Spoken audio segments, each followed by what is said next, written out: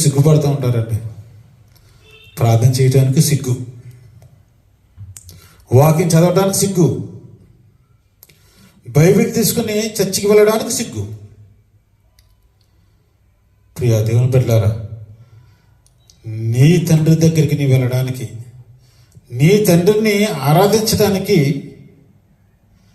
నీ తండ్రికి ప్రార్థన చేయడానికి, నీ తండ్రి మనసు చదవడానికి నీవు ఈరోజు భూమి మీద ఉన్న దినాల్లో సిగ్గుపడుతున్నావంటే, రేపు నువ్వు చనిపోయిన తర్వాత ఇదిగో నా గురించి నువ్వు సిగ్గుపడ్డావు, బైబిల్ తీసుకురావడానికి సిగ్గుపడ్డావు, వాక్యం చదవడానికి సిగ్గుపడ్డావు, నా తండ్రి యెహోవా చెప్పడానికి నువ్వు సిగ్గుపడ్డావు. నువ్వెవరో నాకు తెలియదు అంటాడంట.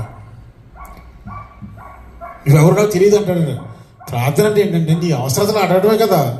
లేదు, నలుగురిలో ఉండి ఈ నలుగురి యొక్క ఇబ్బందులు తీర్చండి ఆయన, సంఘ బిడ్డలందరూ జ్ఞాపకం చేసుకున్న ఆయన అంటావు. అది సిగ్గా, అది సిగ్గా. అంటే నీలో పరిశుద్ధాత్మ లేదు, నువ్వు సిగ్గుపడుతున్నావు అంటే, నీలో ఆత్మ లేదు సిగ్గుపడుతున్నావు అంటే, దేవుడు అంటే భయం లేదు సిగ్గుపడుతున్నావు అంటే, సిగ్గుపడొద్దు. అసలు ఆయన స్తుతించడానికి సిగ్గుపడొద్దు, ఆయన్ని ఏదైనా అడగడానికి సిగ్గుపడొద్దు.